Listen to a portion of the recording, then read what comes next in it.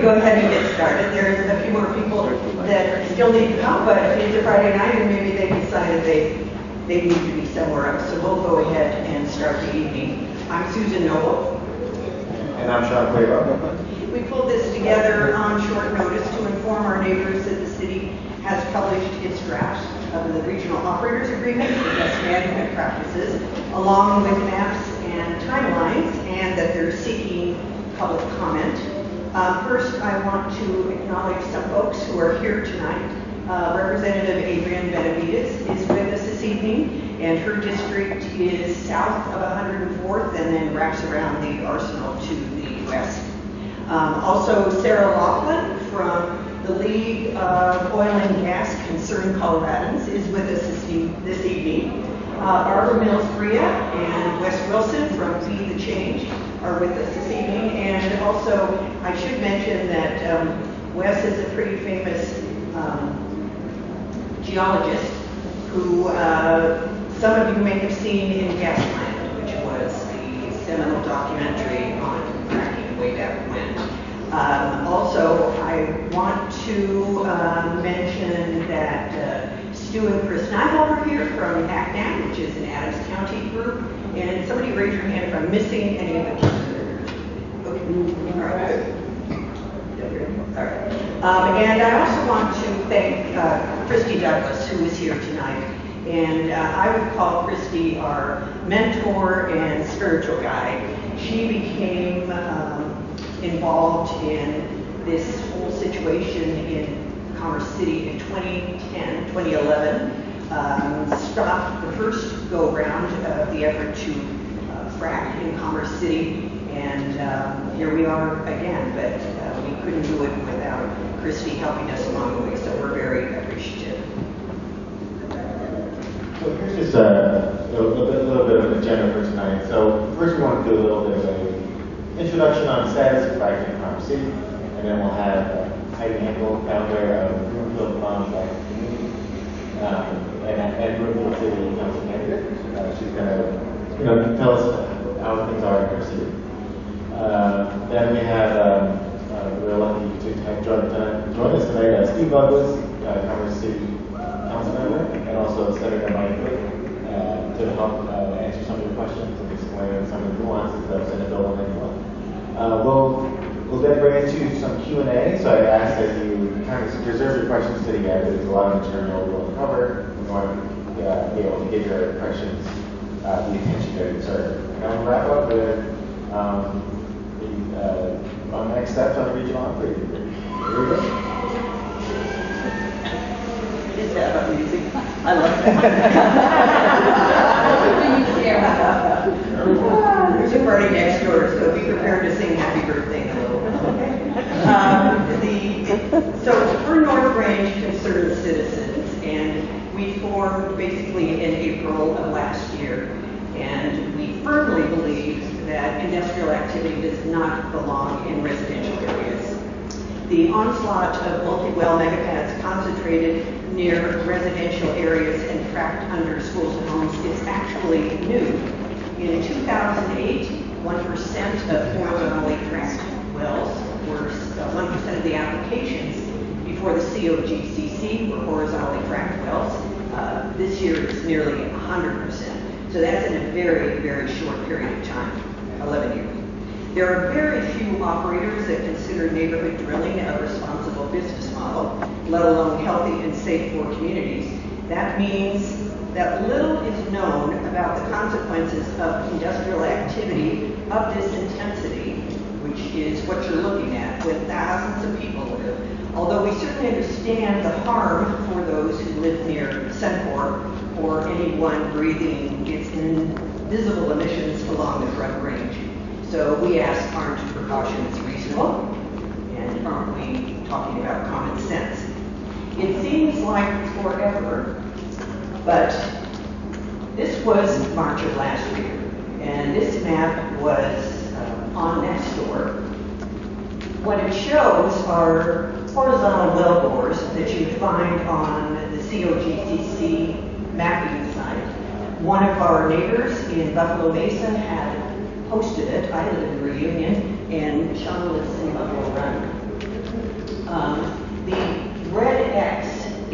actually Reunion Elementary School. The red dots are closed wells. In all of Commerce City, there is only one producing well, and that is in Buffalo Highlands.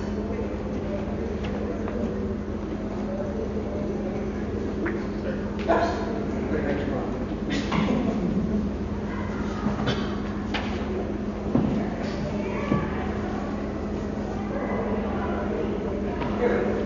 This was June. There we go.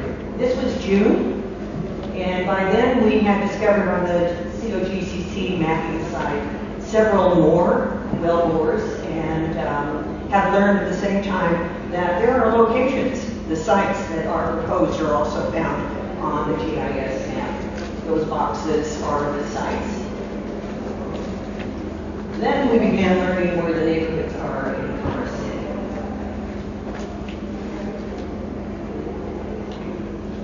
And by this time, we're up to numerous sites. In addition, this was in late November. The ones that are in red are sites that we felt were in the fracking target.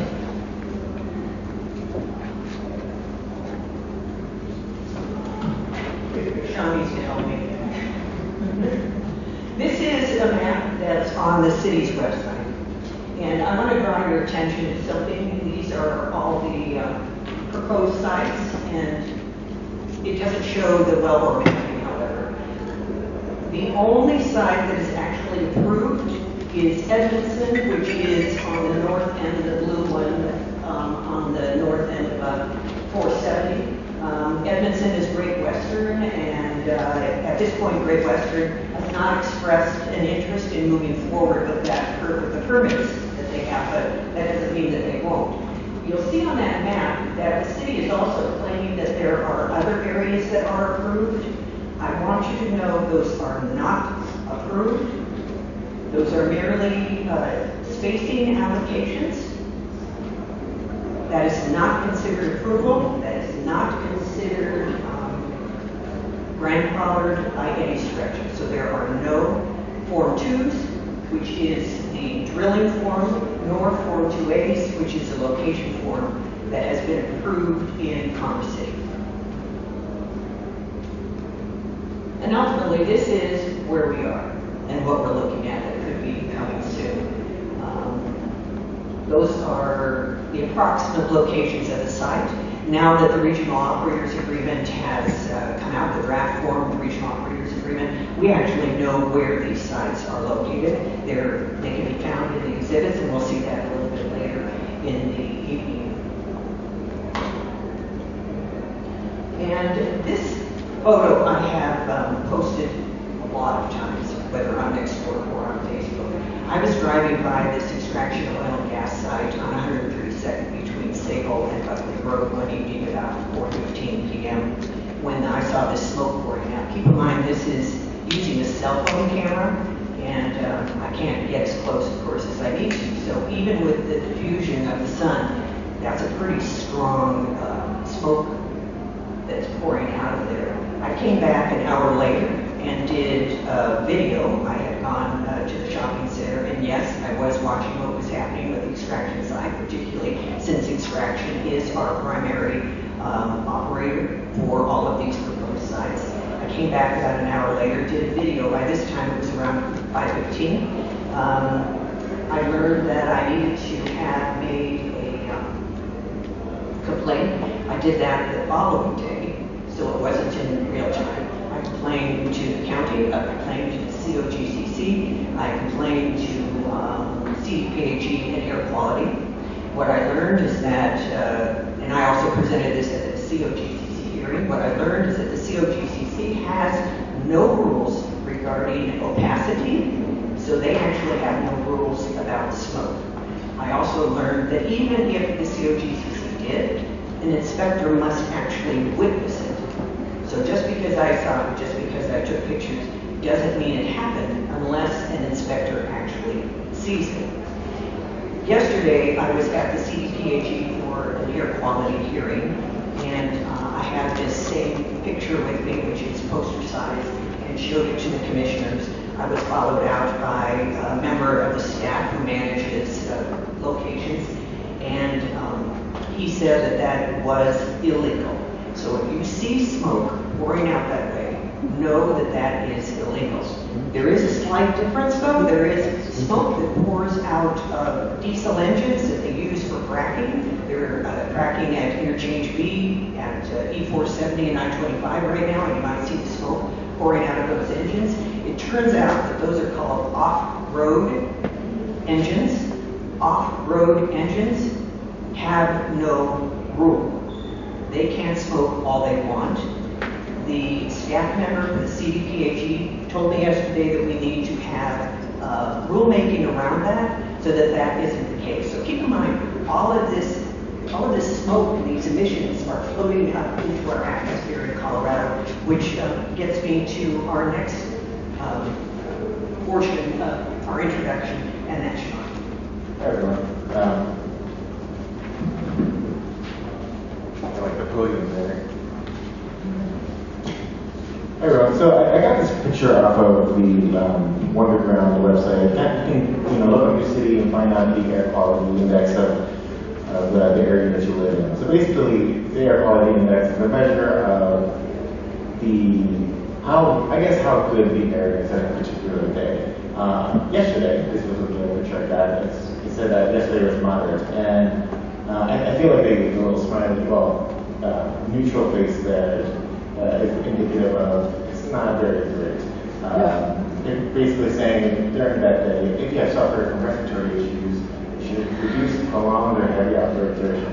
The air is not all that great today, and you're not going to want to breathe it. It goes with aggravated conditions such as asthma and bronchitis, especially be careful. And from the EPA's website, I wanted to see, since 2015, what the air quality was like in our city. And they aggregate the number of days that were moderate every year. And actually, they also had moderate, unhealthy, and then severely unhealthy. There was one or two unhealthy days, but I didn't have on here because I wanted to show the increase in moderate days, basically days that you have to be aware of when you go outside and it can be hard to breathe. In 2015, it was as low as 67 days out of the year were moderate, and now in 2018, there was 163 days were measured as moderate. So you can see a very high increase, and this is not even with the operations happening yet. We also have numbers for 2019, but of course 2019 hasn't started yet. So I want to illustrate that 37% of the days so far have been listed as moderate, and there has been one day this year that's been unhealthy for sensitive groups, which is particularly concerning to me, especially considering how wet the season has been. When it's raining, it tends to improve the air quality a little bit, and even with all that rain, we still have many moderate days. So I wanted to illustrate that air quality is not very great in the Congress city right now, and I'm worried that we are going to add to the stress that the air already has. Here's a quote from a study from the Environmental Science and Technology, it's a peer-reviewed journal. Oil and gas facilities emit air pollutants that are potentially a major health risk for nearby populations. The cancer risk estimate of 8.3 per 10,000 for populations living within 152 meters of an oil and gas facility exceeded the United States EPA's 1 in 2,000 threshold. These findings indicate that state and federal regulatory policies may not be protective of health for populations residing near oil and gas facilities. Another concern quote was from the Canadian Medical Association, Canadian Medical Association journal, another peer-reviewed journal. The review of chemicals released into air and water by fracking has identified 55 that may cause cancer, including 20 that have been shown to increase the risk of leukemia and lymphoma. The Yale Public Health analysis warned that millions of people living within a mile of fracking wells may have been exposed to these chemicals. This is a slide of extractions stock price in the last year. A year ago, they were trading at about $12 a share. They were trading as high as $20 a share more than about 2 years ago. And today, or yesterday at least, they were trading right around $3.80, which represents a 67% drop in value. This is the company that we will need to trust to not only uphold their end of the regional operating agreement, but also be in operations for years to come. Who's to say that they will be in operations next year? Who's going to pick up the bill when they go bankrupt? And lastly, this is a picture from December 22nd, 2017 of a oil and gas well site in Windsor, Colorado, a city about 60 miles from here, operated by extraction oil. And there's a pretty harrowing article covering this event, and I wanted to read a quote from that article. It was 32 degrees and clear on December 22nd, 2017. A thin, fresh blanket of snow covered Windsor, Colorado, an increasingly suburban community about 60 miles north of Denver. The dispatcher's tone scrambled the rural firefighters more accustomed to grass fires and car accidents than an explosion of a highly hardened cavity. Stress levels skyrocketed as the first responders described the scene over their radios. We've got oil burning from an oil fracking truck, one said, reading the operator's name from the sign. Extraction oil, extraction.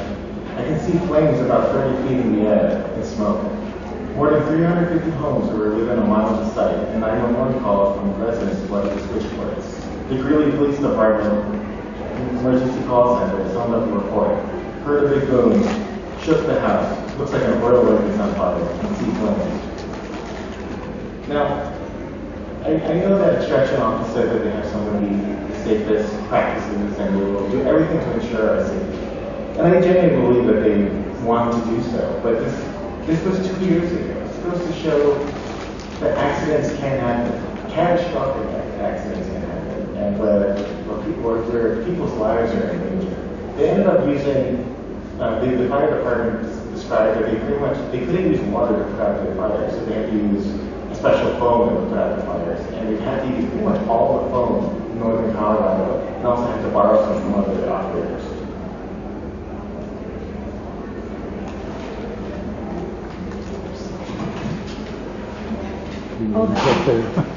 Something I typically do at the beginning is to give you a summary. So it is that we're looking at 254 wells at 11 sites. The regional operators agreement is actually for 8 sites and 190 wells.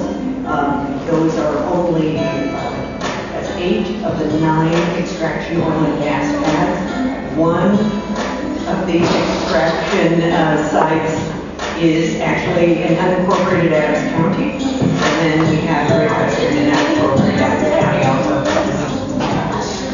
I don't know. I'm so lucky to have Heidi Hinkle in my life. She has been just a wonderful person who always makes herself available, always provides information, is a wonderful spokesperson for our efforts. And keep in mind, we're volunteers. We didn't know what the heck we were doing over a year ago. And as everybody always says, we sort of drink from a fire hose to learn all we can about oil and gas and activity. Heidi is the founder of Brookfield Moms Active Community, which was started in response to the original 144 proposed wells by extraction oil and gas near drinking water sources, homes, and schools in Brookfield. This group has grown to 300 members and takes on many social injustice issues now that include climate change and the proliferation of fossil fuels. Heidi was one of the key public speakers on Proposition 112, I'm sure you remember her when you see her, for safer setbacks, and a leader in seeing that SB181 was created with a new mission, and stayed up late every night in committee, as many of us in this room have too, and on the Senate and House floor to see that this bill passed. She will also be featured in a Newsy Associated Press documentary called Blowout: Inside America's Energy Gamble, and that's scheduled to be released on Amazon Prime next month. We'll have to have a screening. Heidi is now committed to run for City Council in Brookfield to represent her Broomfield Board, who voted overwhelmingly for Proposition 112 and for their local health and safety law 301. Thank you.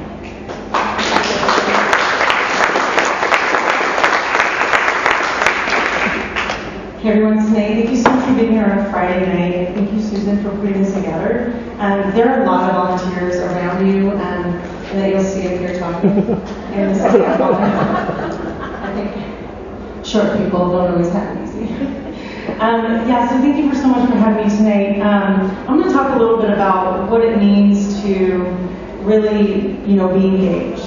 And then I'll give the floor over to Senator Mike Foote, which I think what they proposed before me and what Mike Foote is going to propose after me is even more important than what I'm about to say. But I think it's very important to talk about why you're here and why it's important to be engaged. In 2017, I had learned about 144 wells in Broomfield. Many people in Broomfield were outraged. They went and they came to city council meetings over and over and over. Many people in Broomfield did not think these mega well sites belonged near water, drinking water sources, schools, major highway interchanges, and homes.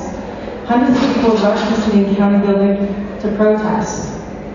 So our city and county decided, hey, let's do a task force. Even though we knew that preemption could easily overtake what our task force recommended. At the time, the state could overcome anything that you did locally. So we didn't feel like that really actually represented us in Broomfield. Although we did have a lot of people that really engaged in our task force. Here's Lil Vander over here who was on our task force as well. We had a lot of great people in there, but ultimately we still ended up with 80-some wells. Our task force meetings put forth some recommendations, and I'm not going to go through all of them, but a couple of them, in hindsight, we look back at them and we say, okay, these were not, necessarily great recommendations. So we banned 10 carcinogenic chemicals in fracking stages, but extraction used carcinogenic chemicals in the drilling stages. The Tier 4 engines that we talked about before in our comprehensive drilling plan, and our new city county managers holding them accountable for those. They're using Tier 2 right now, and that's what Susan was talking about earlier. At the time that these wells were being approved, we were about to pass a local law, 301, overwhelmingly, which elevated health and safety. We had a $20,000 budget, and oil and gas had a $500,000 budget, but we did pass it overwhelmingly. The night that the Memorandum of Understanding, that's basically our contract with extraction, when we passed it that night, it was very much rushed. Our Adams County residents that we shoved our oil and gas wells up against in their county, they had 2 weeks notice, and that's it. When asked that night, we didn't have a lawyer to look at the final processes. So they basically rushed everything with extraction. And one of our people on our city council asked, what's going to happen if we don't pass that tonight? And they said, well, we're just going to go to the COGCC and do it our way. This has been the history of oil and gas in Colorado. Our city and county gave up a lot of mineral rights, and taxpayers are paying close to $2 million for air quality testing. This doesn't account for the open space that we're drilling on that our taxpayers pay a lot of money for. So what happened is that we pushed a lot for Proposition 112. And we actually got more votes for 112 than the Republican, governor candidate. So we got a lot done with $1 million, and it was a 50-to-1 spending difference. And so we decided, we really want something else.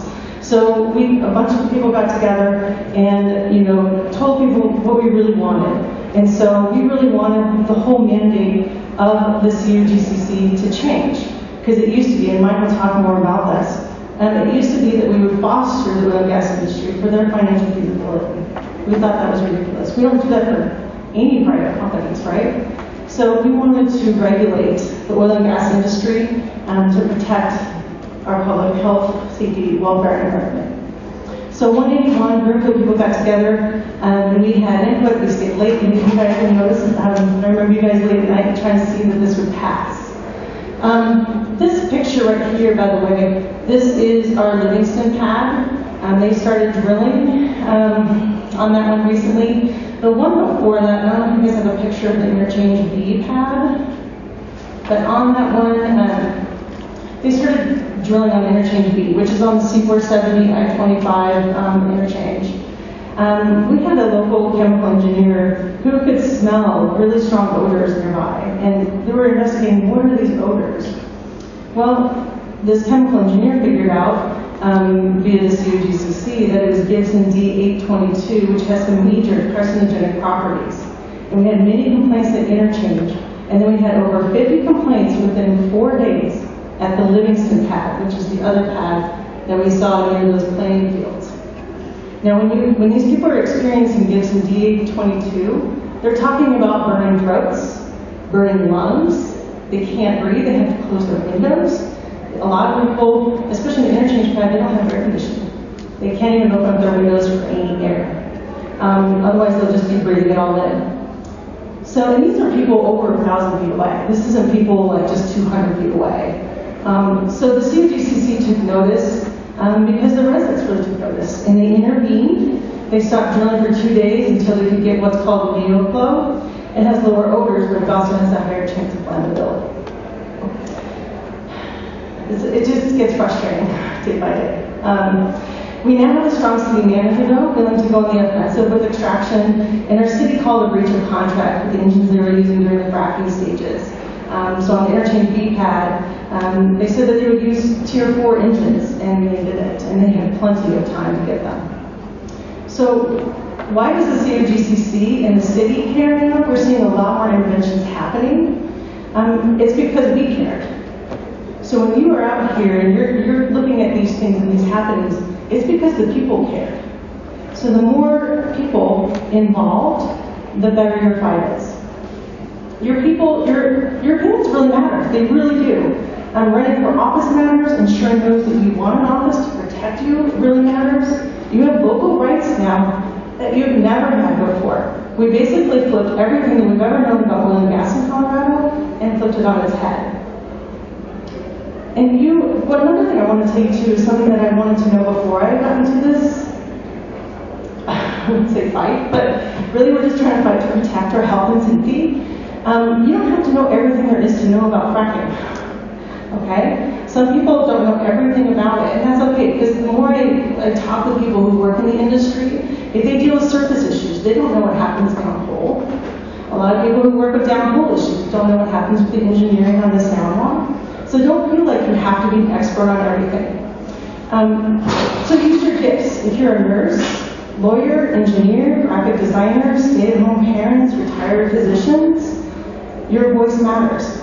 In fact, a lot of us got together across the state of Colorado, and it was the citizens who paid a lot of money out of our own pocket to have our own medical symposium, to bring some of our smartest minds on the health impacts of oil and gas. We educated over 200 medical personnel on the health impacts of oil and gas, and that happened on February 1st, and I have the recordings for Susan to give to everyone if you'd like them. Last but not least, we have over 1,700 studies on oil and gas, and 85% of them reflect harm to human health. I will also give you that as well. When smoking got its warning label and actionable programs against its use, the science was always there, but it took more than just science.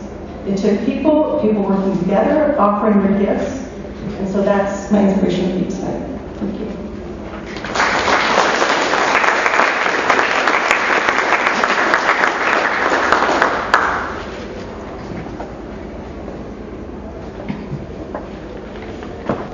I have the honor of being able to introduce Councilmember Steve Douglas. Steve currently serves as a Power City Councilman and has earned a reputation as a dedicated public servant. He's always approachable. He has consistently been involved in the community, both as a volunteer and as an elected official. He knows the people in this community and he knows how to serve them. He definitely exemplifies a hands-on, follow-through style of leadership with a true commitment of serving the people who like them. And I personally look up to him as a public servant in our city. He has 8 years of as a councilman at large in Commerce City. He's worked 42 years in King Soopers as an employee and manager. He's 42 years as a UFCW union member. He has service on many boards and commissions, as a 2-term chair of the Reunion Metro District. He's attended Arapahoe Community College, council appointment to the Police Pension Board, Housing Authority, retreat planning committee, city manager, city attorney, and municipal court judge evaluation committee, education commission, the Northeast Transportation Connection, the Metro North Chamber of Commerce, the NLC Transportation and Infrastructure Service Committee. The list goes on. We'd be here all night I kept going. So without further ado,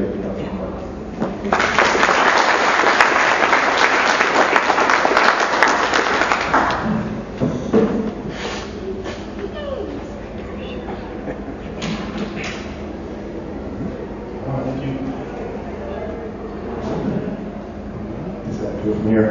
I want to thank everybody for being here tonight. I appreciate everyone coming out spending the Friday night here at our new rec center. And I have to say, it started out with I am here on my own accord. I am not here representing Commerce City as far as the council. I thought this was a good opportunity for citizens to understand what's going on inside our borders. For myself, I can be transparent to make sure the information I receive, you receive. And I had to educate myself a lot of things. You just heard a lot of things on a lot of different boards and committees. So this is just one issue right here out of 100 other things we have going on. But this is huge because the big elephant in the room is the Rocky Mountain Wildlife Refuge right here. This right here, the Army Corps of Engineers spent over $1.5 billion cleaning that arsenal up. We already have environmental issues in our borders. We have Suncor, there's a lot of VOCs into our area. And also, that flows over to Denver. And then we have the airport pollution. Even though as far as patterns, they're changing all the time. So, we take the brunt of that. We have expanded our roads in Commerce City. We spent a lot of money, almost $250 million transforming our city to what it is today. This rec center model, Tower Road, Highway 2, we took that over from the state. So we're responsible for a lot in our city borders as far as maintenance and operations. I tend to find out we don't want to actually have certain things come in where we externalize those costs. And that external cost comes up to our taxpayers. In 2013, we passed 1% sales tax. So that's all things, all growth is around that we have talked to our citizens and they believe in Commerce City. So they actually, are very willing to pass a 1% sales tax. And that goes into perpetuity. That doesn't sunset. And most cities have seen what we want to model, what we've done in Commerce City, and they can't do it. So I think we have a special opportunity here to protect what we have within our borders. And when it comes to oil and gas, we did have an area that was fracked, that was in the enclave of this northern area here behind Sonic. Those little white splitters there, those are the county enclaves. So we have no jurisdiction over those as far as what they can and can't do. At that time, 2011, we didn't have a designee. We do now. We didn't have that information. We can facilitate information to our citizens. The ink was being dry when I got sworn in 2011. And we're at 9 News, every news channel, every other day, we're at someone's home talking about fracking, which occurred in the county, but surrounded by Commerce City proper. So just, I'm up here, I'm here to learn as well. I did go down and testify, it's probably about 3 or 4 o'clock in the morning at the state this year for Senate Bill 181. I've been down to the CDPHE to testify on air quality. So I go places to learn because I don't have all the answers. And I'm concerned. Because people ask me all the time, what's going on? And I have to, at least give them my point of view. And also, what are we going to do about it? The big challenge was always a preemption. When we talked about new regulations prior to 181 being law, it was always, we can't do anything because we're preempted. If we do anything, heard anyone coming in trying to drill, we're going to get sued. Well, now we have all those tools and resources now to draft a regulation to make it difficult for oil and gas companies to come and operate. just to protect our environment, the wildlife, health, safety, and welfare of our citizens around the city. And that's the challenge. And right now, there's a 21-day comment period that you can go on our website. We have information here at a rec center, City Hall, both rec centers actually, at Eagle Point as well. And if you want to send a written comment, and let us know how you feel about what we're doing with the regional operators agreement. Because I think it's very important.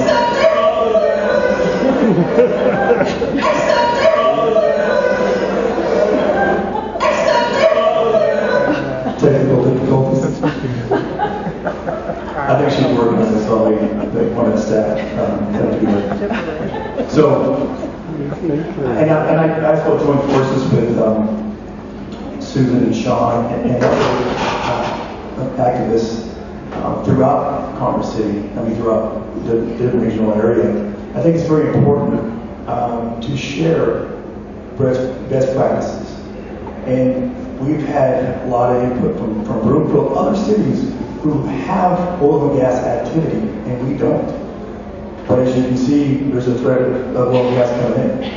But like I said, the big elephant in the room is the Rocky Mountain Wildlife Refuge. And yesterday, had the ability to talk to the new COGCC executive, Jeff Robbins, yesterday. He asked, why is Commerce City even bothering with the regional operator? Why not just work with rates? Because that's what's important. Because that way everybody is following the same rules. So, with that, I'd like to introduce Senator Mike Foote. Give a little history of Mike Foote here. I met Mike by going down to the Capitol and then talking to our legislators, not just the ones who represent Commerce City, AKA Liz, Michael CJ,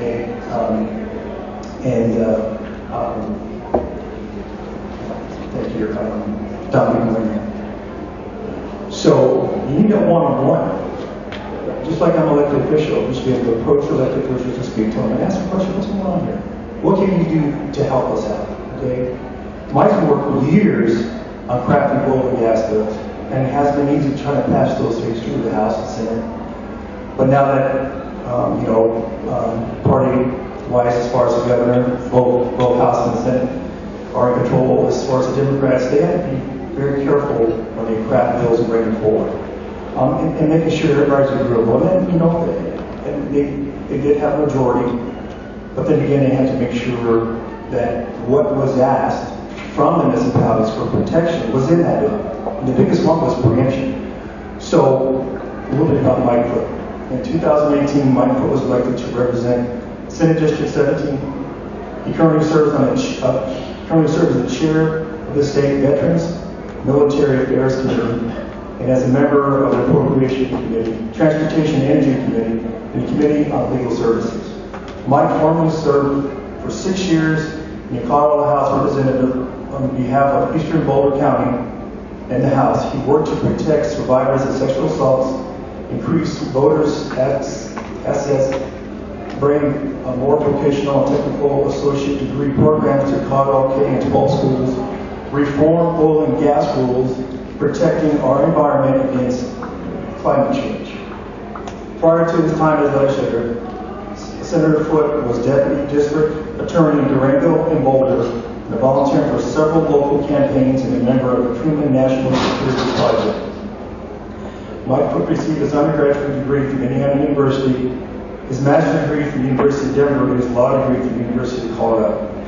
Mike and his wife Heidi have lived in Lafayette for 13 years and have 2 young daughters, and you can find them playing in the Boulder County open space. So here you go, Senator Mike Foote.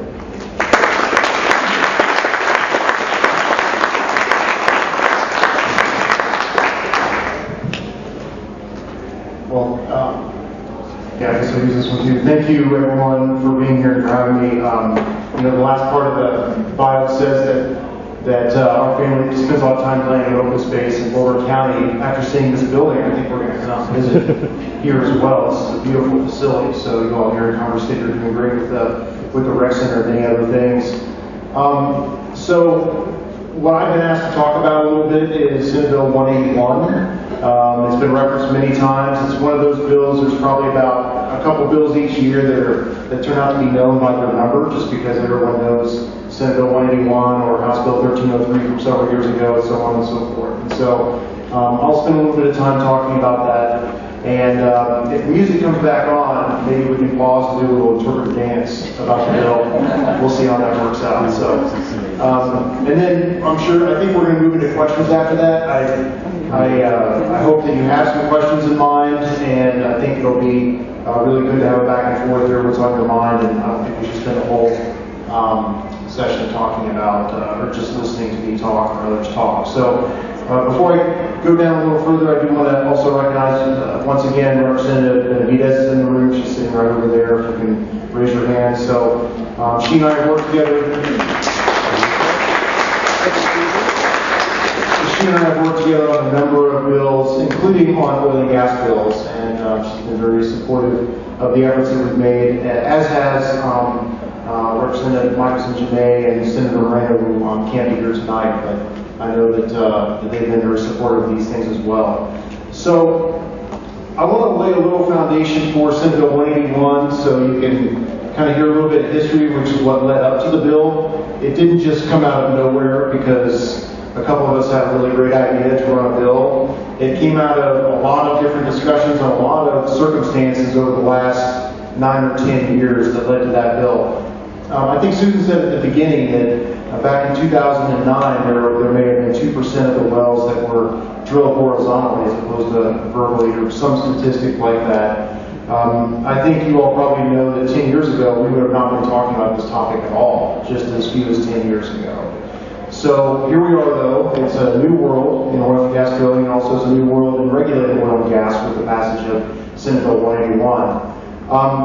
Really, what led up to it was a number of community events in different areas around the Front Range that were dealing with the question of, much like Commerce City is right now, about what they would do under the possibility that large-scale industrial operations like oil and gas drilling would be coming in or near neighborhoods around town. And so there have been many different towns that have dealt with this issue, many times separately. Commerce City is one of among many, but there's history of others that have dealt with it, and that led us to where we are today.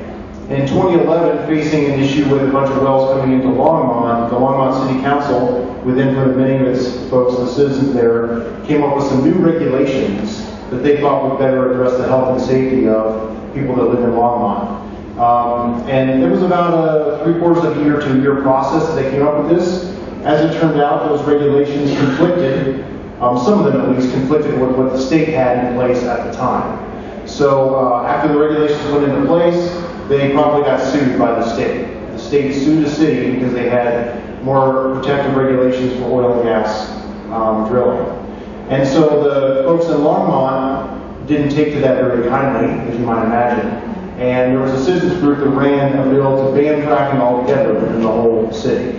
And that passed in the 2012 election.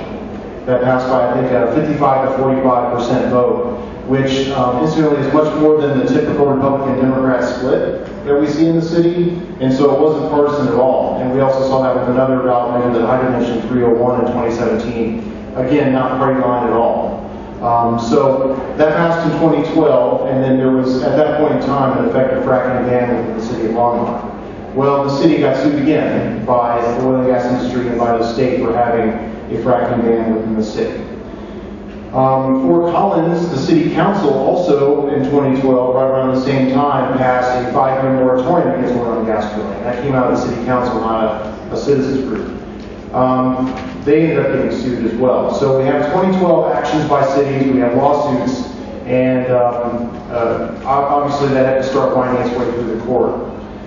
As it turned out, you may remember there was a big dip in oil prices back in 2014 going into 2015, and so there was a lot less new drilling and new drilling proposals that were happening around that time. However, there were a number of citizens groups and efforts recognizing some of the weaknesses in the statewide and local regulations for oil and gas that were working to put things on the ballot at that point in time. So we have at different prices, so the number of new wells wasn't quite as many, but You may remember there was an active signature gathering effort in 2014 for a couple of ballot measures that ended up being pulled at the last minute, even though they had no signatures to get on the ballot, in favor of a task force that Governor Hickenlooper had put together to try to address some of these issues and these land use issues that had come up with some of these other towns. That task force met in 2015. A number of good people were on it. Unfortunately, for those of us that wanted to see change, that task force was stacked with more than 2/3 people from the, or more than 1/3 people from the industry and those that were going to vote with the industry no matter what. And it took 2/3 vote to pass anything out of the task force. So there were probably 55 or 60 proposals that came out of the task force. Hardly any of them passed, certainly none of any substance, so it didn't really address the issue. 2016 comes along, and those lawsuits that I mentioned before against the city of Longmont and the city of Fort Collins finally came to fruition or a ruling at the Colorado Supreme Court level. Colorado Supreme Court struck down the Fort Collins moratorium as well as the Longmont fracking ban. 2017 comes along, and there was a number of things that happened in 2017. First of all, you may remember the Firestone home explosion that happened, which really got a lot of attention, caused a lot of attention to be brought to these issues, particularly how close some of these facilities are to housing. There were a number of lawsuits again that happened that year. One against the city of Thornton that had passed a regulation that would have been 250 feet more than the statewide setback. So instead of 500 feet from a house, it would have been 750 feet. They got sued for that. The town of Erie passed a regulation to try to address some of the odor complaints that their citizens had brought forth.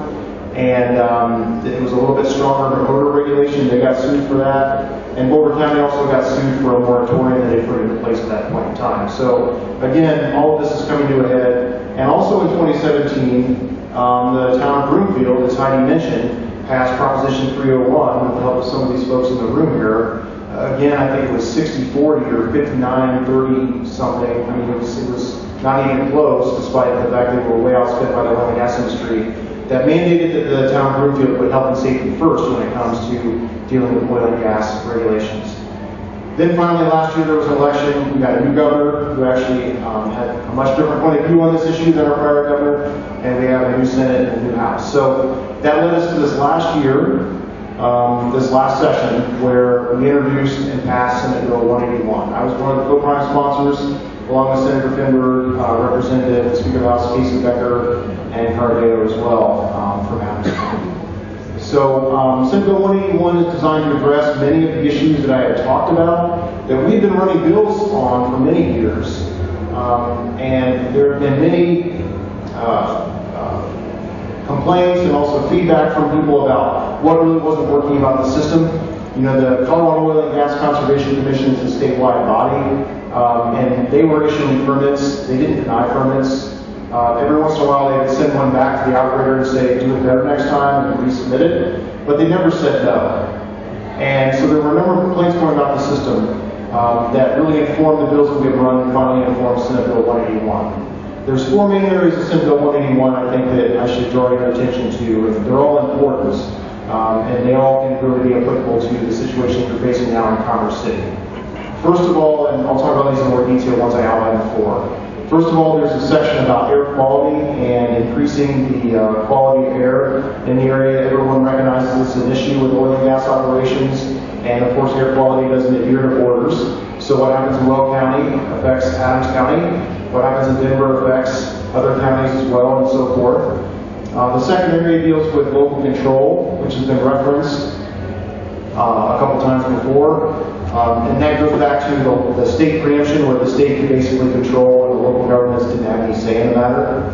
The third area they addressed was forced cooling, and I can talk about that more if you want, but it's really a procedure where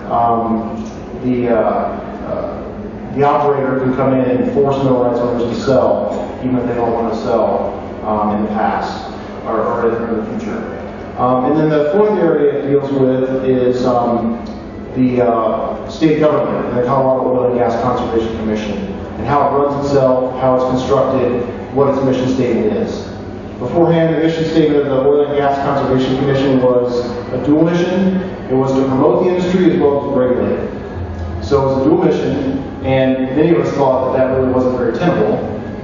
And also we didn't think there should be any kind of promotion of industry in the mission anyway, given the fact that it does a pretty good job of promoting itself. So that was in the mission statement. There was also the board, or the Colorado Oil and Gas Conservation Commission itself. It was made up of a good number of oil executives, people connected to the industry. We changed that around. We put in someone from public health. So we made it a much more equal representation of Colorado as a whole. And we put a couple other things that the statewide organization would never consider in the past, which also would be relevant to the Commerce City situation. One is that they should consider the cumulative impacts of oil and gas operations, not just one particular site, but what happens when all of these sites come in? What happens when you have 11 sites instead of one? You don't look at them in isolation, you look at them all together. And the other is mandating alternative site analyses that the state has to do. So the operator can't just come and say, we want to put it here, without doing analyses of other places where they could put it and still get the minerals if they're allowed to do so. So, that was the bill. The bill was fairly contentious, as you can imagine, and there was a lot of debate around it. There still is a lot of debate around it, but it was signed by the governor in April of this year, and now we're in the implementation phase. Now, what I tell people about the Senate Bill 181, among other things, is that really only about 1/3 of the bill, or really about only 1/3 of the reforms, is because of the bill. We put the bill into place, and that was a good thing, but that's not the end of the story. There's also a number of rulemakings that are going to be occurring at the state level that deal with all kinds of topics like the cumulative effects, like the mission statement, like air quality, all these things that I mentioned before. They all have to go through rulemakings at the state agencies, the Colorado Oil and Gas Conservation Commission, or the Department of Public Health and Environment.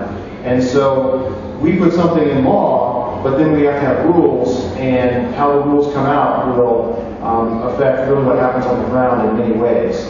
And then the other third is what happens at the local government level. Commerce City, Adams County is drafting up new regs.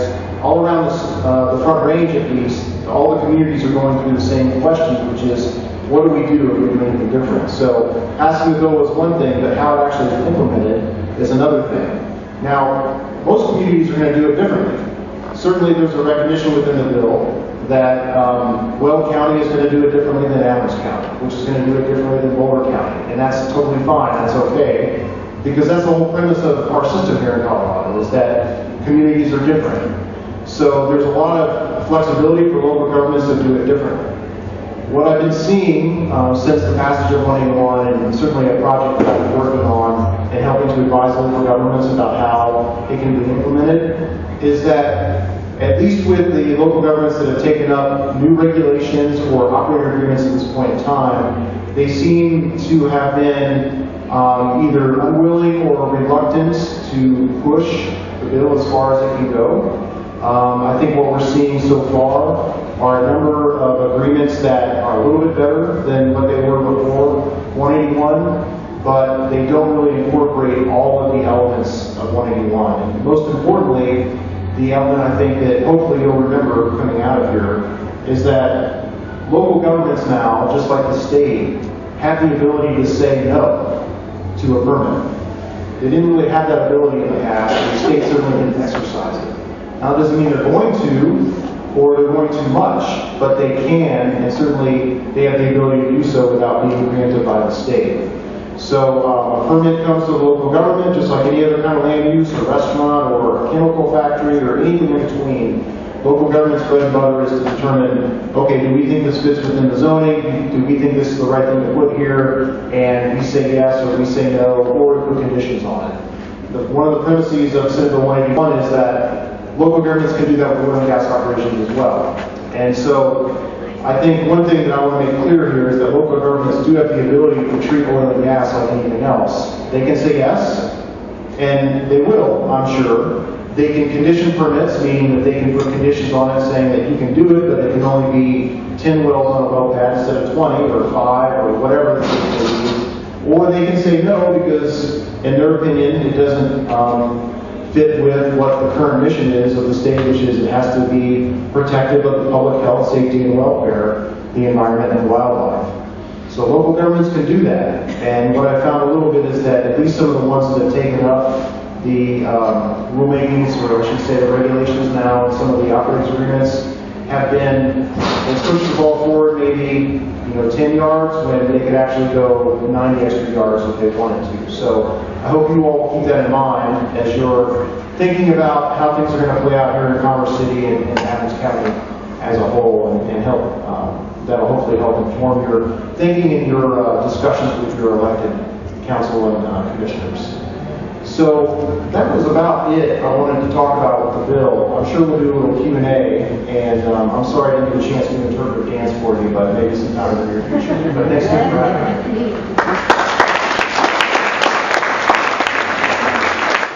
that precautionary principle should apply.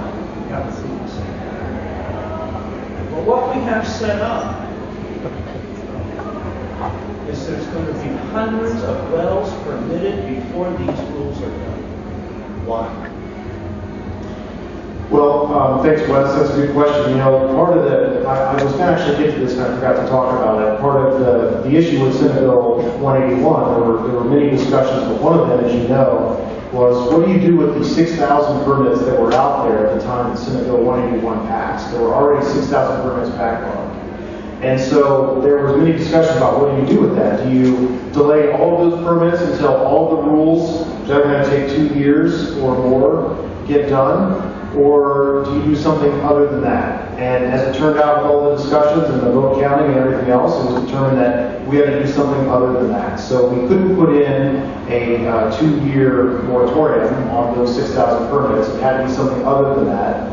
And that's why Jeff Robbins and the COGCC developed that objective criteria to take a look at the permits, hold some of them, many of them actually that met those criteria, not approve them at this point, and then approve some of them. Now I don't know which ones have been approved. I've started to look at that. It's funny because I've heard if you talk to some of the folks, even in this room, or some of the more environmental folks, they would tell you that there's been tons that have been approved, it's a disaster, they're all in neighborhoods. If you talk to the oil and gas folks, they say it's a disaster, none have been approved, this is awful. So I'm trying to figure out exactly which ones have been approved, and I think that's really where the proof is going to put it, is that which one of these permits have been approved. If they've been permits that have been approved in very rural parts of Weld County that there weren't really many objections to, that's one thing. If there are permits that are approved that are in the middle of the neighborhood, in Broomfield or in Commerce City, that's another thing. So that's going to tell us how the Oil and Gas Conservation Commission is operating. Remember, there's 2 different bodies here you referenced in West, where you have the local government and you have the state government. They both have to approve now any kind of oil and gas operation. So I think what your question is getting at is whether or not anything should be approved until we know that it adheres to public health, safety, and welfare. And I agree with that. I mean, that's the main point of Senate Bill 181, and one of the main points is that it should adhere, first and foremost, to the principles of public health, safety, and welfare. Protection of the environment, protection of wildlife. What does that mean exactly? Well, I guess we'll figure it out in the rulemaking that's going to be coming this fall on that very issue. Now, Commerce City has this operator agreement that is a draft. I've seen the draft, I've looked over it. I don't know if it's my role here to comment and tell you exactly what I think about the draft. That's going to be your all's role because your constituents here. But tell us what you think. Well, I'll tell you that there's a couple things that stick out about that. First of all, one thing that I think could be done, which isn't, is examination of the cumulative impacts of this much drilling that we have. I mentioned that before. Now, Commerce City is not alone in not actually formally considering that at this point. It's a fairly new concept, so I don't want to call out Commerce City at all on that, but that could be in there because we have 200 wells or so at 11 sites. I think there should be some analysis of that when you're deciding what to do. And making sure, again, that no matter what, public health, safety, and welfare will come first. And making that clear. The language that I saw It's a lot like the operator agreements we've seen in many other jurisdictions, including Aurora. Not too unique, but there needs to be some real recognition of the fact that it has to come first, and it's a different day because some of the land wants to place. Senator, appreciate you coming. Ron Bruce. I'd like you to talk about the genesis of the reasonable and necessary clause.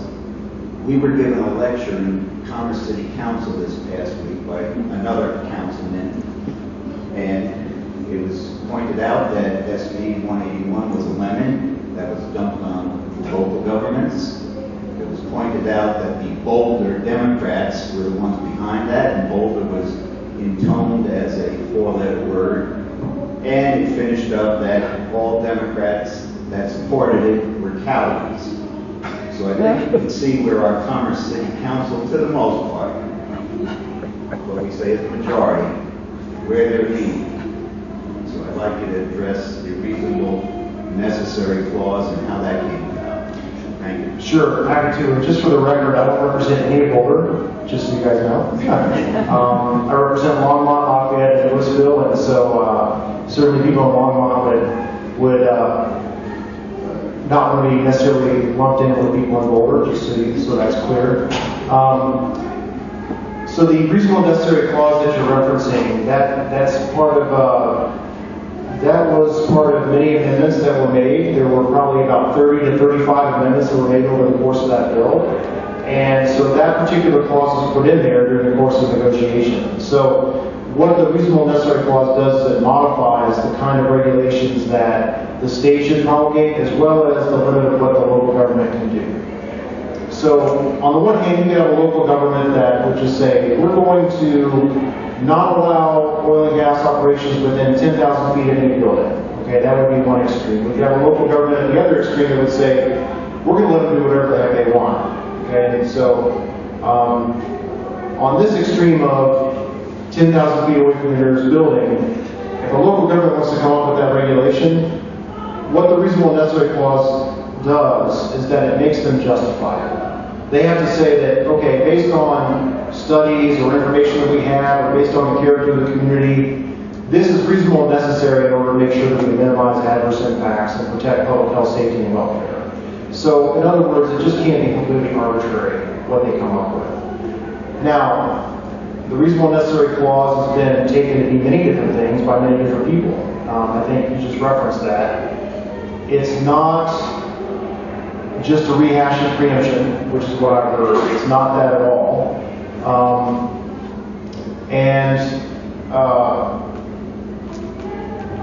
It's got to be hashed out in the court, I think, a little bit.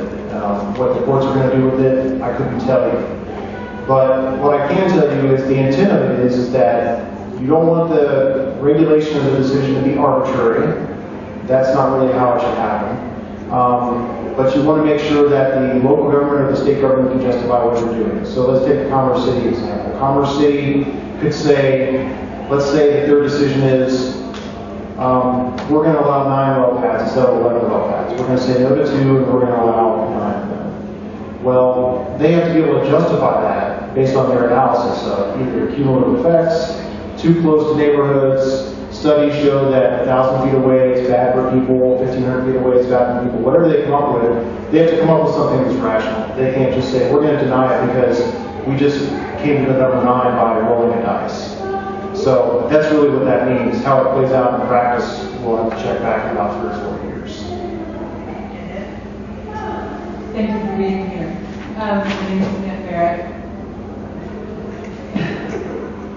My question is, so the state of Colorado sued the city of Longmont because their constituents voted for a law. They sued the city of Fort Collins.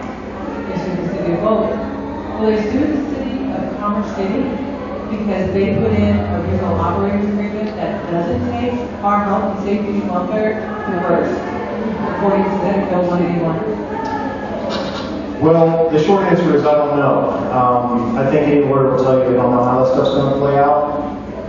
I mean, I think that the idea right now is different than what it used to, which is the state and local governments were kind of at loggerheads, and they were suing, most of the state suing the locals up to this point. So I think there's a thought of let's try to work together and do it. Now, I'll tell you, and just to reemphasize, we've got two different processes here. We have the local process and we have the state process. So even if the operator agreement is approved here in Commerce City, it still has to get through the state. Now, on the one hand, you can argue, well, that's not going to be any problem because the local government's already blessed it, and I've heard that. On the other hand, the state certainly has all of this in play. They have to adhere to Senate 181. They're under increasing scrutiny to do so. So maybe they won't approve it. I don't really know, but I do want to just make sure that you know that it's just because if it's approved in Commerce City, does not necessarily mean that it's going to be approved in the state. So who in the state? I didn't hear that. Who in the state approves it? That's going to be through the Colorado Oil and Gas Conservation Commission. Right. So When will that be set up to be able to do that? I don't know. Will they? Probably not anytime in the near future. So will the regional operating agreement will be put into place, extraction oil and gas will be doing their well, and then it will go to the state? No, the state has to approve it, just like Prior to local. them being able to put their wells. That's correct. Yeah, the state, so both entities have to approve it. You have to have both. And the other one thing that Senate 181 did is it said the locals have to go first. Before it was the state would go first, and then the operator would go to the locals and say, hey, we have a permit, so now you got to grant the permit from the locals, and they always had to do it. So now the locals have to go, and then the state goes. And both of them have to say yes before drilling commences. Thank you. Next question. David, over there, have questions? Because I'm getting more on this side. All right. They're having a lot more fun over there than we are here. So if the city has already, okay, accepted the fact that it's a growing city, and tax money was used for the infrastructure in perspective for 36 miles square, okay, from 6, and everything that was promised on those funds for the infrastructure in this area here, and they still need $86 million more for the infrastructure of the 15 more square miles. Now, that's already said. It was promised to the people. It was promised to the people to leave the arsenal alone, but they don't want to do that. They're constantly going after the arsenal. And we still have contamination for 1,000 years out there. Boulder gets 10 miles square, leave it alone on the Superfund. But yet the arsenal is not that important as far as safety of the total metropolitan area. And what is going to happen when the oil says we're going to do everything we want as far as the other 15 square miles that we have? Where is the city going to grow? And they promised to go from 18,000 people to about 140 to 145,000 people by the time it was supposed to be finished, where it was 15 years ago. How do you justify, okay, and not call for a statewide moratorium until the rules and all the input that you guys can make a good decision on as far as rules and regulations? Why can't the state do it? They said that the bill that we have now wouldn't go through, and it did. Okay, so regarding the first points that you made, that sounds, there's some things you talk about, the infrastructure and so forth, it sounds more like a local issue that I'm not familiar with, so I don't know if I can comment on it. It sounds like very legitimate points that can be made to your city council, and also to the state when it comes to whether or not they should approve oil and gas operations. And one of the great things about Senate 181 is the local governments actually have a real voice. I mean, they really do either say yes or no to oil and gas permits, whereas before they would just have to do what the state tells them to do, or they would get sued. So that's one thing. Now the second thing you were talking about is a statewide moratorium. And I talked about this just a little bit before, but certainly there were discussions about all kinds of things with oil and gas. And one of those is what do you do in the 2 years during the rulemakings with all of the permits that have been submitted already, the 6,000, and the ones that are being submitted? And so there were some people that said, well, just like you said, we need to have a moratorium and not approve any of those. And there's some people that said, well, we shouldn't consider them at all because they've already been submitted. And so we had our discussions with other legislators, we had discussions with the governor, we did our vote counting, and if there was something that was going to result in a 2-year moratorium and statewide building permits, that would not have passed. What do we do with the people that are going to die because of what's happening with all this stuff that's in, okay, either the water, the air, okay? What are we going to do with those people that die because of that? When we could have said, we need a statewide moratorium. Well, so I guess what I can tell you is, based on the objective criteria that was put out by the Oil and Gas Conservation Commission, there are a number of considerations about which permits are going to be put to the side, which is not a moratorium, but it's just really a delay, and which ones are going to be approved. And the ones that are put aside, including those that are within a certain distance to a building, those that have been contested, those that might have effects above and beyond, cumulative effects, because there's so many wells in that area. So, in other words, in plain English, the ones that are contentious are being put aside. The ones that are not contentious, like they're in the middle of nowhere in Weld County, I think those are kind of going through the process right now. That's the compromise that was struck. So, I don't know if there's anybody that thinks it was a perfect compromise. It never is, but that's what we had to do.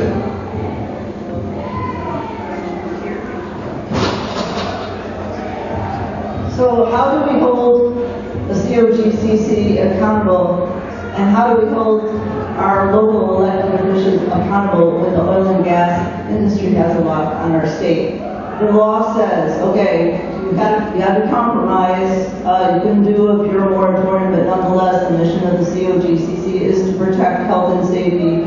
We know that every single one of these wells releases toxins and ozone precursors into the air and have the threat of explosion and water contamination and spills. So these are hazardous facilities, and they do not promote health and safety, and every single one that goes in, especially when it's close to people, threatens health, safety, and the environment. So even if you don't have the rules in place, even if it's not a pure moratorium, how can it possibly be justified to let something like 275 wells go into Commerce City just because the local government wants it to happen? That the state has to put the brakes on that. How do we get that to happen? Yeah, well, I think that's very fair, but you're also kind of skipping ahead a couple. I mean, first of all, the city has to approve, which, I mean, from one of our questions, it sounds like it's going to happen. So assuming that the city does approve it, then it has to go to the state, and then that's when it's in that process, like all the permits are in the state, where there's feedback, there's discussion, and ultimately they would make a decision at some point in time whether or not to approve or not approve the permit. So there's still plenty of time to make the voice heard. Of course, start with the Commerce City Council, because they're the first decision maker, and then, if applicable, go to the state. So what I want to mention something, which is also language in the bill that talks about minimizing adverse impacts. You're kind of talking about, well, all the wells create some kind of a bad thing, and I think there's many people that would agree with that. There's recognition in the bill, though, that it's pretty much impossible to have an oil and gas well that doesn't produce any adverse impacts.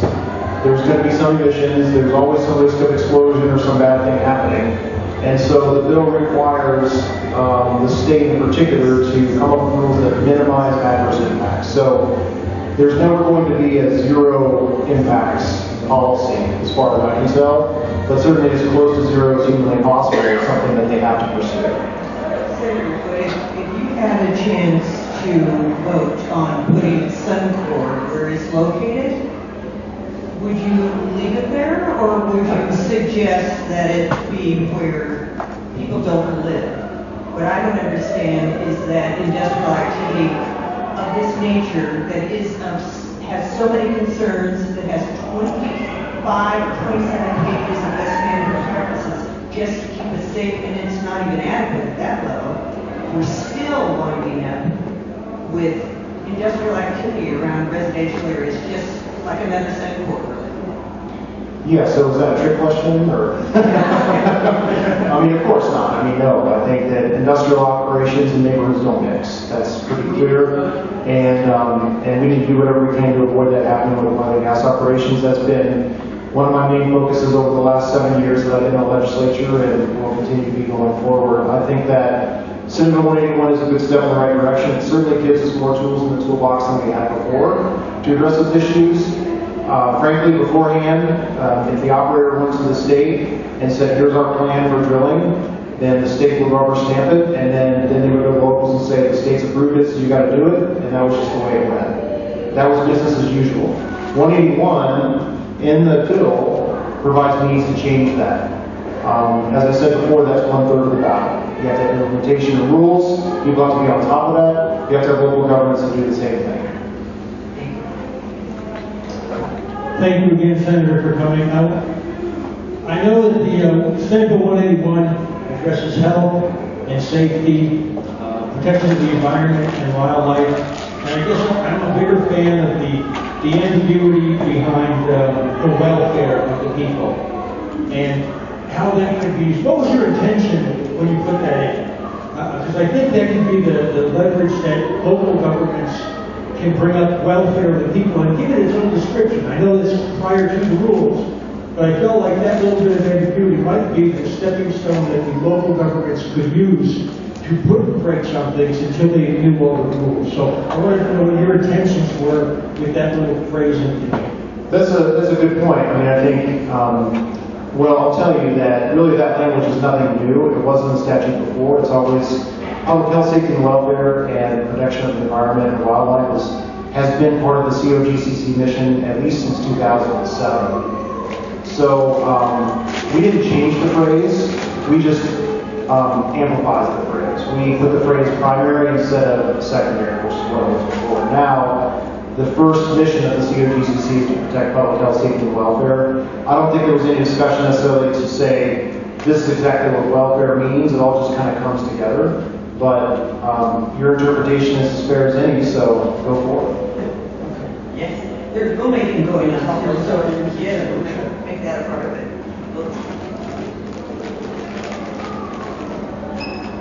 I live in Aurora, and we've always been told that oil and gas is allowed in any zoning district, no matter what. And I don't know if that was a state thing or a city thing, but I'll ask you that. Is it supposed to be allowed in any zone? Well, that's probably going to be more specific to Aurora and their zoning procedure. There's certainly nothing in the state statute that says that it must be allowed in any zone, if that answers your question. Nothing from the state says that you have to have it in a residential area. I've read over the Aurora MOU with ConocoPhillips that was just recently executed. So I'm a little bit familiar with how Aurora is doing it currently. But if Aurora does it where they think that it has to be anywhere, I mean, that may be their current interpretation of their local code. But I can tell you there's nothing in the state that requires that.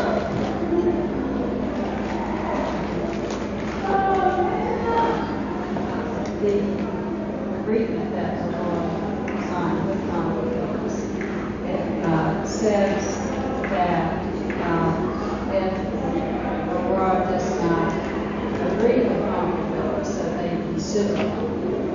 And they signed that. They agreed that yes, you can sue us.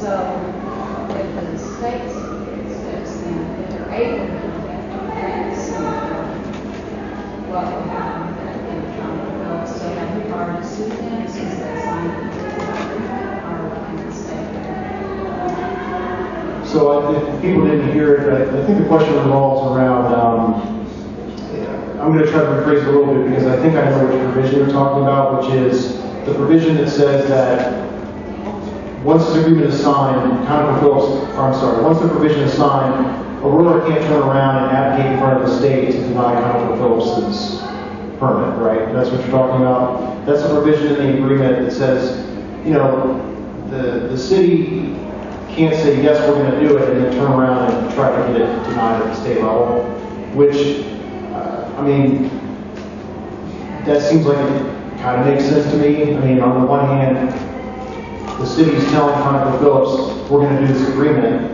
for them to turn around and if they were just months later to say to the state, don't allow this agreement to happen, deny the permit, that seems kind of odd for that to happen. I also don't think that provision is all that unusual, looking at some other memoranda and some other operator agreements that have happened prior to 181, that also was in there in some other jurisdictions. I mean, it definitely sounds not great if you have a clause that says you can't do something, right? You can't advocate like the way you may want to, but on the other hand, if you have an agreement, they're already kind of putting their stamp of approval on it. Then you go to the state and say, no, don't do it after all. That gets into some provisions of contract law, which is kind of what that is. As follow-up, then she was also asking if ConocoPhillips could sue the city of Aurora if the COGCC found the operator's agreement deficient. I don't remember seeing that. It's been a while since I've looked at it, but I don't remember seeing that. And I'm not really sure that the city could guarantee that. You know, that wouldn't make sense again for the city to say, we're going to guarantee the state's going to approve the permit because they don't have any control over that. So if that's in there, I'll take a look at it. I don't remember seeing that in the provision. And so if the city approves something, but the citizens go to the state and have enough of a voice, it wouldn't be as if the city were trying to get the state to not approve it and be the citizens. Is that a different story? Yeah, I think so.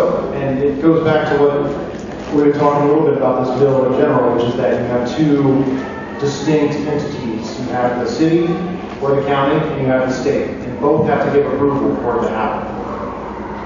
So if that, for some reason, people from Aurora go to the COGCC and convince the COGCC not to grant the permits pursuant to the agreement, that's going to be on the state, not on the city.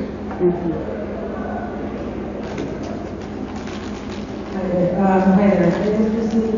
there. I actually live pretty much next to Silvermont. My question, I have kind of like two questions. One, because I'm very involved in my education, and I have family in really Delaware Borough, it's very concerning to me, as well as I had my grandma just passed away from cancer. My auntie just passed away in December, which is basically environmental racism is what I'm going to, talk about right now. And the other thing was about partnerships. I guess because I am also involved in the food industry, we are, and one of my concerns has been like the livestock. I work also with a lot of farmers. I know, everybody has a different mind, but I was telling my friends, I was like, well, that's why the food is so expensive. But what kind of partnership is like, if the law is 181 focused on health and safety, we are concerned the air we breathe, the food that we eat, and the water that we drink.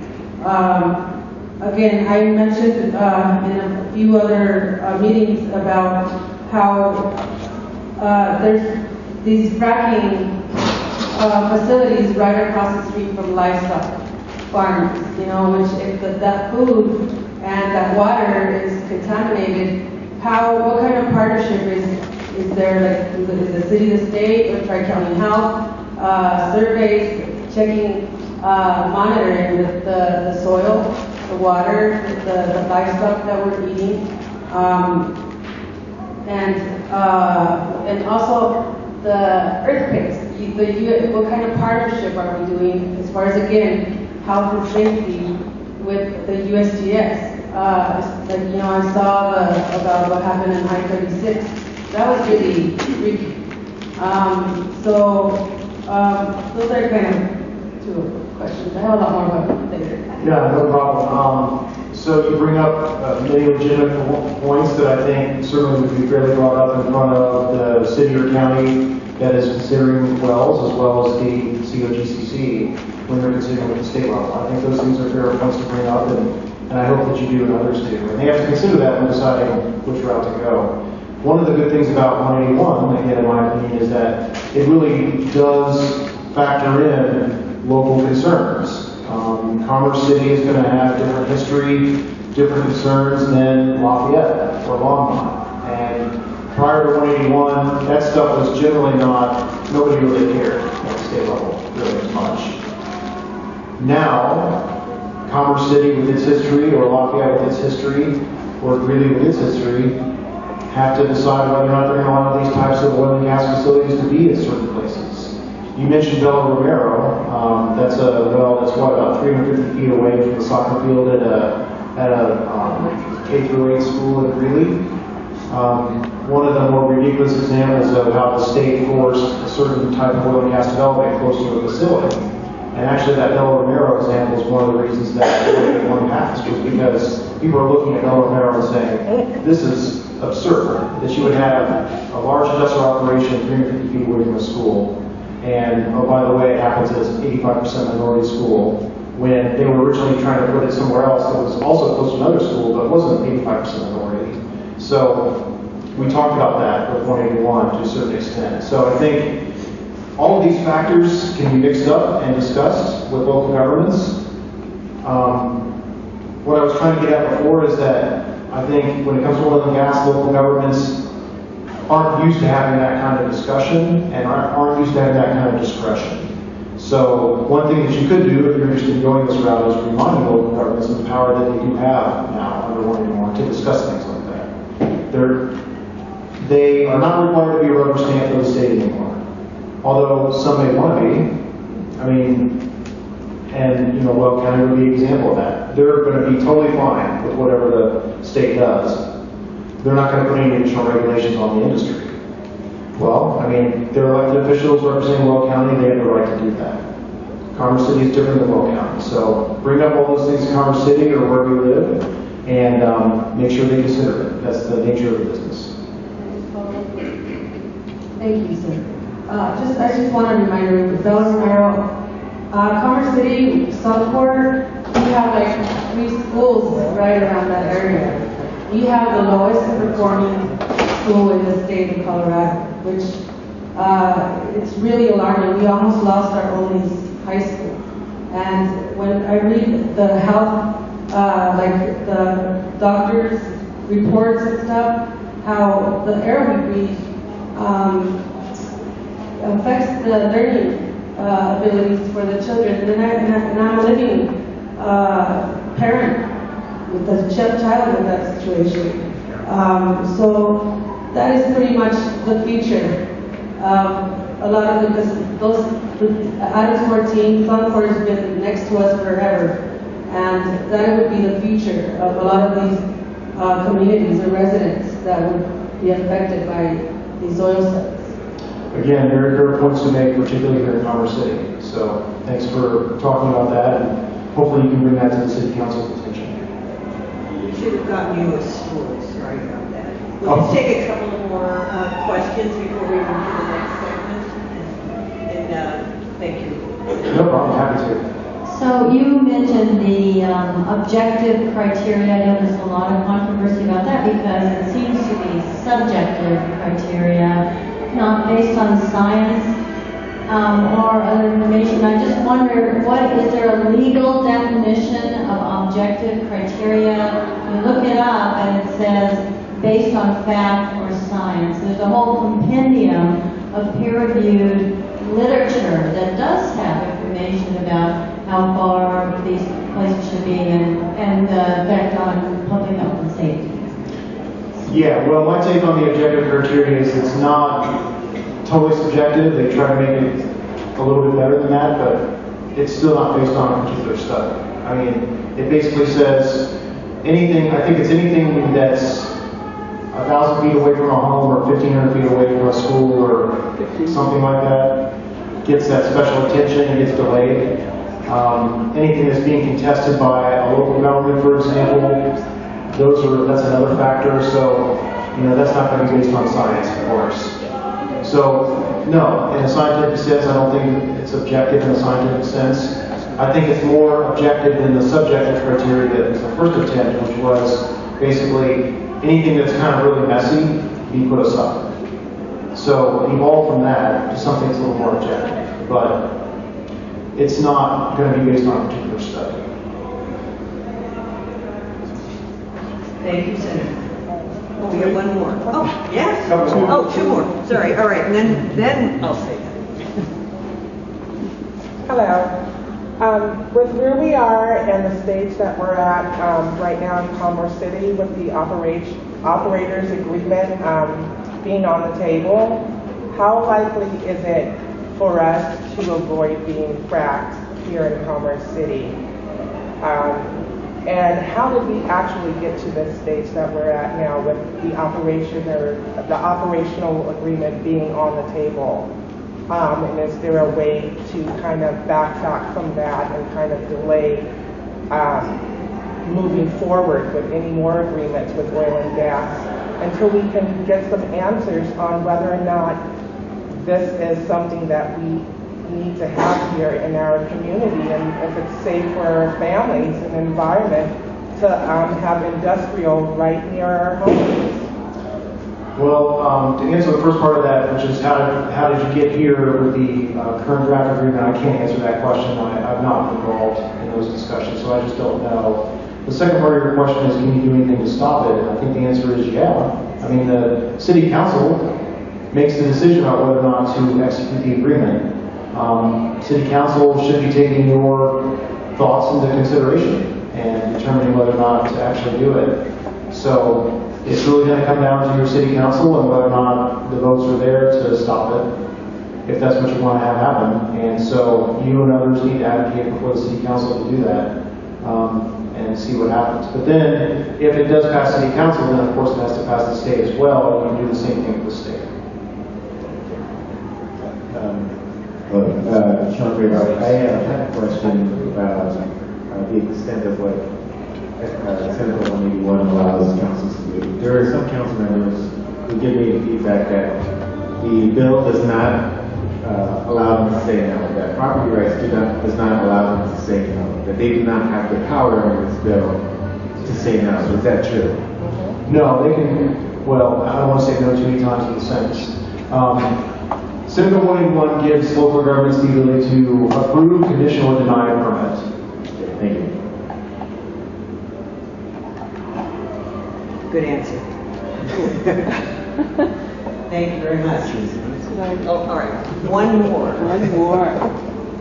So if a city decides on extreme setbacks, not 10,000 feet, but say 1 kilometer, and that means that no wells can be placed in the city, what would happen?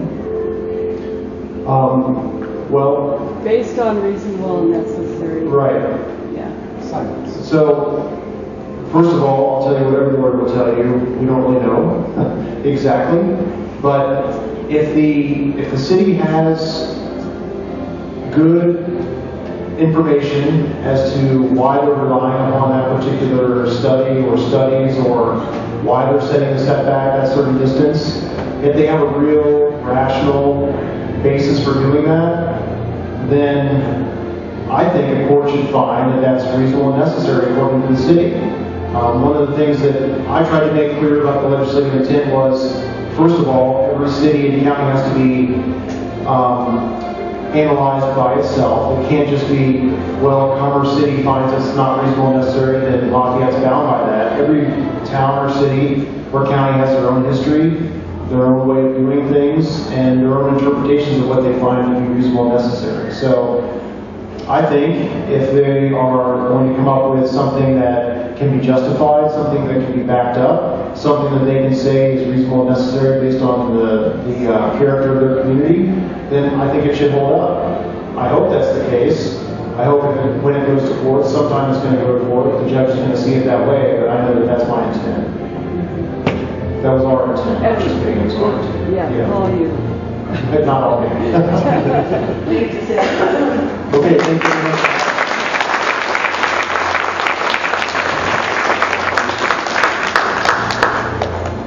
We'll go back to the slide for a minute, but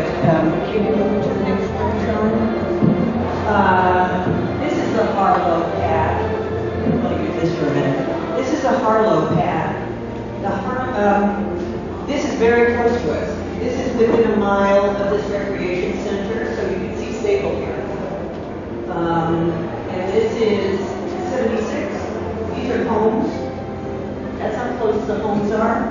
That's just when we measured with the COGCC local government designee trainer, Mark, I can't remember his last name. He actually mapped that out. It's very, very close. Can you go to the next one, Cheryl? This is Jacobson. They conveniently leave off the fact that Harlow and Jacobson are right next to each other. This adds up to nearly 70 wells right next to each other. Again, homes here, the recreation center, and then down here is Turnberry, Potomac Farms, and North Range Village. Next one. All right, this is brand new. This is Heron Pad. So you'll see 96 here, and then right here is the arsenal, right? Okay, this whole parcel was part of the development plan for Oakwood Homes for hundreds of homes. There are 900 square foot homes. They are designed to be that small because they want them to be very affordable for a very specific audience, and that's for first responders, the military, and teachers. So they're putting first responders, military, and teachers not only next to this giant pad, and these are generally very large, 10 acres before they, at the end of the process, then they go to about 7 acres, and next to the arsenal. There are people who are going to live here. The very people that we turn to for services that the rest of us aren't doing, teaching, responding to emergencies, protecting us through the military. It's so distressing. It's really remarkable to me that they're even thinking along these lines. Again, here's the map. So this is the one I was talking about, Heron. Up there, the two together are Harlow and Jacobson. And as you can see, they equal 68 wells. This one is 24 wells. What you aren't seeing here is this one, Antelope Pad, which is petrol operating. That's 24 wells. You can barely pick out the subdivisions here. There are, in this swath of pink, it's 30 square miles and about 30,000 residents that this will frack it. Someone, Lucy mentioned I-36, or that's ground subsidence. If you look at the Colorado Geological Survey under ground subsidence, one of the two reasons that the ground has subsidence in Colorado, you factor in that we are clay and bentonite, is removing water from aquifers. So this is one huge aquifer also, and they have to get their water from somewhere. So it's 10 million gallons per well to frack long distances. This one, Heron, is probably going this direction.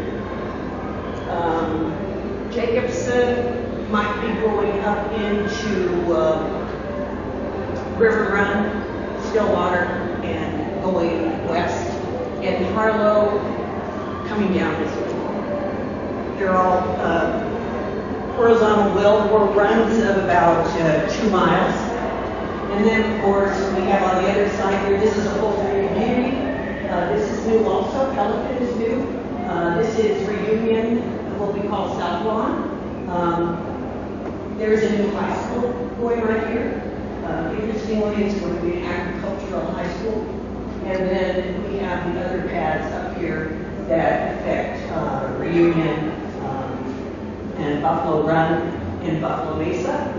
And up above is the Edmondson with 24 wells that would frack into the outlook neighborhood down to about 120th.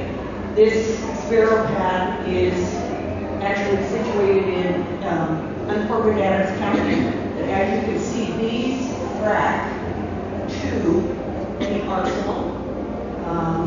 Congressman Magoo's last week introduced legislation to prevent drilling and fracking on Superfund sites. So that would include the arsenal, Rocky Flats, Lowry and Ankle, etc. There are over 20 Superfund sites in Colorado. Congressman Perlmutter is one of the co-sponsors of that bill. So that may come as good news. There is a GPS system that they use, and theoretically they stop when they get to the boundary, but there's nothing that says what's in the arsenal is actually stopping at the boundary. We know that there are plumes of contaminants and water contaminants and so forth. There are 6 basins on the arsenal that are filled with contaminants at about 12,000 feet below the ground, and that's about where they go down that deep and then cut across. So it's actually a very dangerous situation for us here. So we are here because of the Regional Operators Agreement, and I'd like to point out that the city had taken some steps originally to have community involved, citizens involved, so they had a council-appointed oil and gas focus group. We didn't specifically review the ROA. Some of the members are here tonight. Megan Grimes is here tonight. I was a member of the oil and gas focus group, and we are actually having a follow-up meeting next Wednesday that the city has called to get our opinion again. My sense of it is, and I'm not sure Megan agrees with me, but my sense is that there was a lot of great dialogue during the 5 meetings that we had, and we actually unanimously asked for 2 extra meetings because we were all so concerned. So whether you work in the oil and gas industry or you don't, people are concerned about the welfare of their community, and we're trying to resolve how you could possibly make that work for everyone. There aren't easy answers for it, that's for sure, but we all have the same interests in mind, so we will be working on that. There are also people here tonight who are among the 15 families who have protested extraction of oil and gas spacing units. That's sort of an area that they say, that's mine, and we said, no, you can't have it. And so we took that before the COGCC in February, and that is still continuing.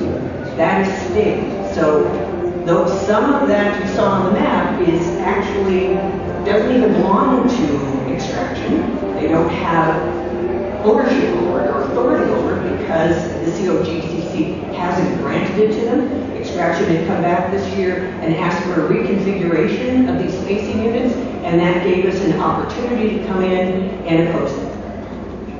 They may not have expected residents to do that, but that's exactly what happened. There are also many of you in the room who are part of the rulemaking that is occurring at the COGCC that Heidi and Senator Foote were both talking about. Those are, and Councilmember Douglas, those are very important things to be involved in as well. So your community is very active, and we would love to have you join with us because your neighbors need support, and we want to support you. Heidi was talking to me earlier about just figure out what everybody's gift is, and that's something that we don't bring up all the time, but that's really the case. We can't be experts at everything. Even with the Regional Operators Agreement, no matter how much I've learned in the past year and a half or so about this, when I look at the Regional Operators Agreement, my eyes glaze over when I'm looking at legal documents or anything that's governmental, so I have to reach out for help. And when I reach out for help, the person that I can turn to is Sarah Laughlin. And you have before you this sheet, and it has a summary of things that we are concerned about with regards to the Regional Operators Agreement. In fact, I think that the concerns are definitely strong enough to say this Regional Operators Agreement is wholly inadequate. It does not support our health, safety, or welfare in any form. We are supposed to be a quality community for a lifetime. That is Commerce City's motto. We want the city to live up to that motto. That is for sure. Sean, do you want to say something before we wrap up? No, you go. Okay. We would please go to our website at northrangeconcernedcitizens.org. We're also on Facebook with a public page, which is called North Range Concerned Citizens Overview. We all really appreciate you being here tonight. And please, let's all just join together and help make a difference for this community. Thank you so much.